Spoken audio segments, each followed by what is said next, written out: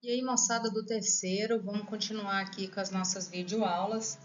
Esse é o último slide do terceiro bimestre, hein? Até que enfim a gente chegou na questão 24. Eu estou recebendo mensagem de gente que machucou o braço, então você avisa a coordenação para você entregar depois. Vocês têm que entregar. Não, mas diz que perde nota e diz que vai zerar se você não fizer, né?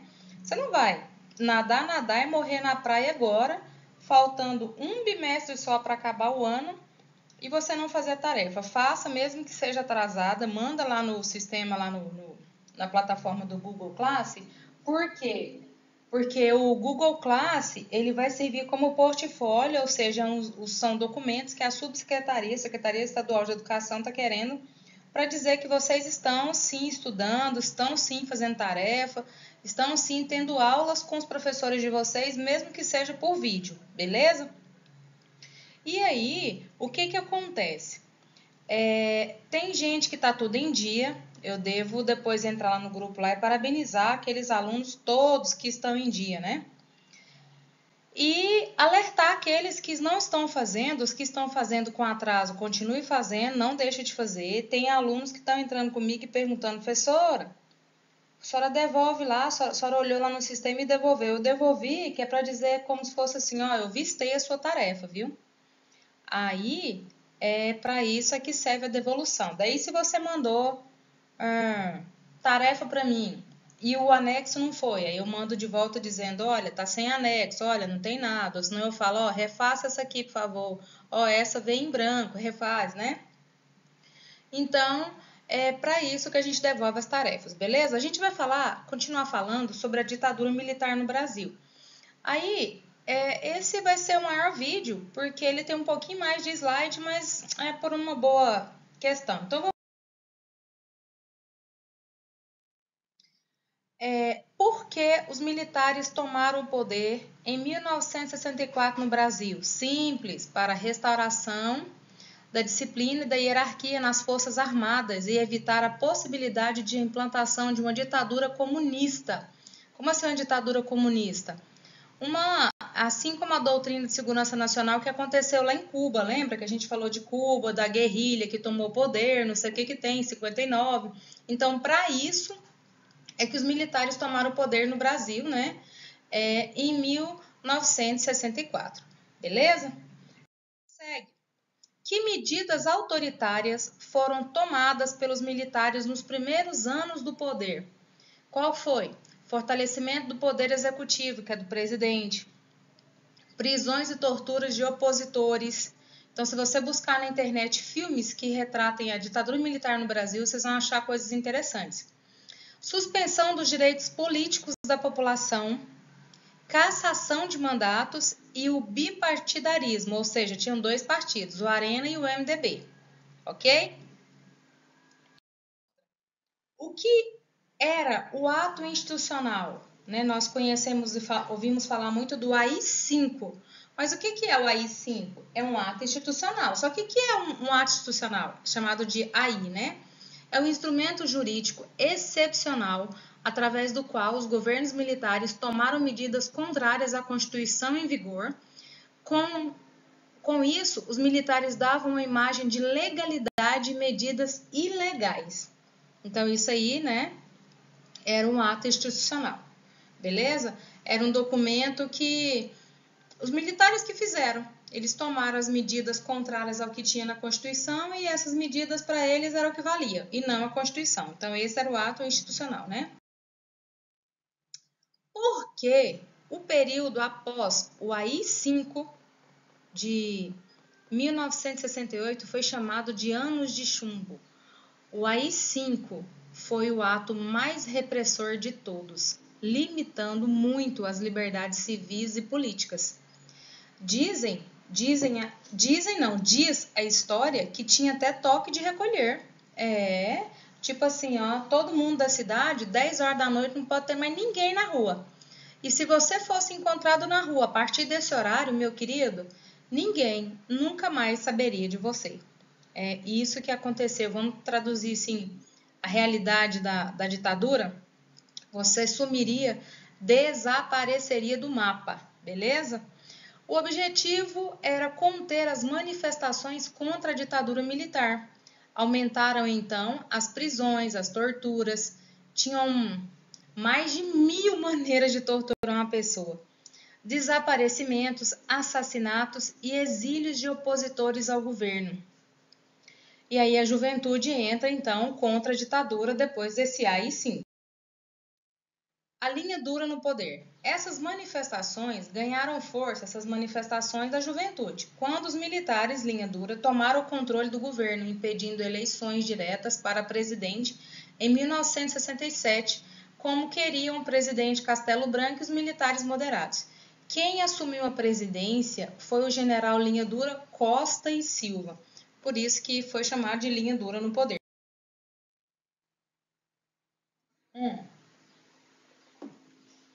Após o AI-5, que foi o ato institucional pesado mesmo, parte da oposição, impedida de se manifestar, resolve lutar contra o governo através de ações de guerrilha, assim como tinha acontecido lá em Cuba. Surgiram vários grupos que realizavam sequestros de autoridades, assaltos a bancos e outras ações violentas a fim de derrubar o governo. Foi uma forma derrotados rapidamente pelo governo. Claro, né? Por que foi derrotado? Porque eram os militares, meus queridos. Os militares, eles têm treinamento militar e treinamento para acabar com o piqui do Goiás, entendeu? Aqueles treinamento firme mesmo, assim, de acabar com todos os subversivos, todos que eram contra quem estava no poder. E era treinamento de guerra mesmo, tá? A nossa primeira e última a nossa primeira questão aí do último slide, né? Questão 21. A ditadura brasileira torturou e matou menos que outras?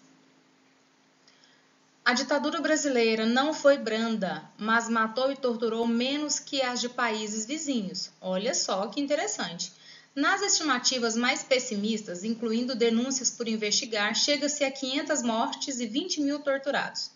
O Chile torturou cerca de 40 mil. Na Argentina, os militares admitiram o assassinato de 7 mil pessoas e há cálculos de até 30 mil mortos. Ter matado e torturado menos não torna a ditadura brasileira menos cruel. Tortura é um crime de lesa humanidade.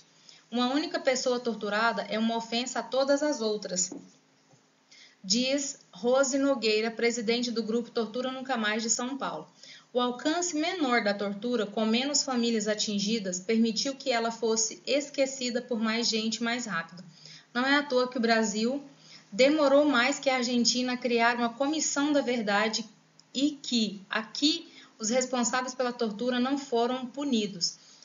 Nesse atual governo nosso, de Jair Messias Bolsonaro, andou-se falando algumas coisas e sérias sobre a época da ditadura militar. Inclusive, se vocês quiserem dar uma lida, foi bem nesse governo agora. Foi agora, tipo, início do ano, assim. Desculpa, final do ano passado, que foi se falado sobre o pai de uma certa pessoa influente aí no mundo da política, que foi torturado e morto. E essa comissão da verdade, ela tá nesse meio aí e o bicho andou querendo pegar pro rumo aí também do nosso presidente por algumas coisas que ele andou falando, beleza? Então vamos lá. Questão 22. Onde foram parar os corpos dos guerrilheiros do Araguaia? Em outubro de 1974, na cidade de Xambioá,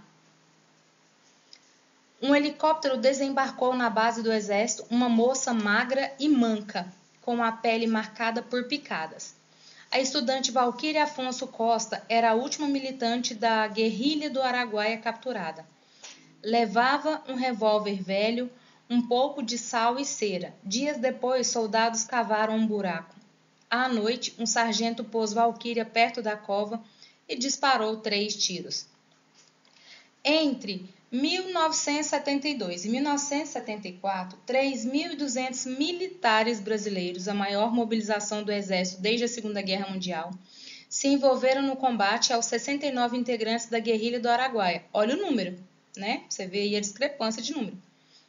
Desde 1966, militantes do Partido Comunista do Brasil tentaram implantar um foco guerrilheiro numa área inóspita de 6.500 km². Inóspito significa que ou não mora ninguém, ou mora tão pouco, que chega a ser irrisório, né, o número. Ao norte de Goiás, hoje Tocantins e Pará. Entre abril de 1972 e o começo de 1973, 8 guerrilheiros fugiram, se entregaram ou foram capturados pelo exército, entre eles José Genuíno, ex-presidente do PT. Aliás, esse cara, se não me engano, ainda é vivo. Condenado à prisão no escândalo do Mensalão. Foram os únicos sobreviventes. No final de 73, a tropa matou todos os que restavam na região. No começo de 1974, já escolhido o próximo presidente da República, o general Ernesto Geisel, perguntou ao tenente-coronel Germano Arnold Pedroso sobre a situação no Araguaia. Abre aspas, se prosseguir como tem sido executada, em mais uns 2 ou 3 meses liquida-se aquilo lá, disse Pedroso. Nos últimos anos, com a ajuda de ex-presos políticos, o Ministério Público Federal busca localizar os corpos das vítimas e processar os militares envolvidos na repressão. Em 2010, o Brasil foi condenado na Corte de Direitos Humanos da Organização dos Estados Unidos, a OEA, né, por ainda não ter punido responsáveis pelas atrocidades no Araguaia. Em 2003, a juíza federal Solange Salgado determinou que o Estado brasileiro, quando ela fala é o Brasil, né? Busque e entregue às famílias os corpos. Alguns poucos foram recuperados no cemitério de Xambioá e em localidades próximas. A maioria continua perdida. Agora, tudo bem que está lá na OEA, tudo bem que foi, né? Foi o Brasil, o Estado brasileiro foi acusado, mas, gente, isso é que as pessoas sabem que sumiu, que desapareceu. Mas o registro, ele é alarmante, é uma coisa muito louca, porque esse é o número que eles falam, né, que ainda, o Brasil ainda entra nos que menos mataram. Mas, na verdade, gente, nossa senhora, isso aqui é porque tem uns aqui que nem fala, nem onde estava, nem nada. 23. A Assembleia Constituinte responsável pela elaboração da Constituição de 1988, que é a nossa, foi composta por políticos eleitos em uma eleição que aconteceu em novembro de 86. Essa eleição geral para a composição da Constituinte foi autorizada por qual político da época? Foi realizada pelo então presidente José Sarney, também, se eu não me engano, vivo até hoje, não tenho certeza. A convocação aconteceu no dia 28 de maio de 85 e a eleição geral foi realizada em novembro de 86. Na época, Sarney era presidente do Brasil, porque ele assumiu o cargo após o falecimento de Tancredo Neves. Só um negócio sobre Tancredo Neves. Tancredo Neves, ele estava muito doente, né? E ele tinha sido eleito presidente do Brasil. Olha a frase que o cara soltou, que ele falou assim que nem Deus ia atrapalhar ele subir a rampa. E aí, no dia, né, ele estava doente, tal, não sei o quê, mas aí ele ia tomar posse. Então, para tomar posse, você sobe a rampa. No dia em que ele foi subir a rampa, ele morreu. Olha que interessante. É demais, né? Aí as pessoas fazem a conclusão que quiserem, mas eu acho, assim, um trem de louco. Beleza? E última nossa. Durante o trabalho de elaboração da nova Constituição, surgiu entre os constituintes um grupo que ficou conhecido como Centrão.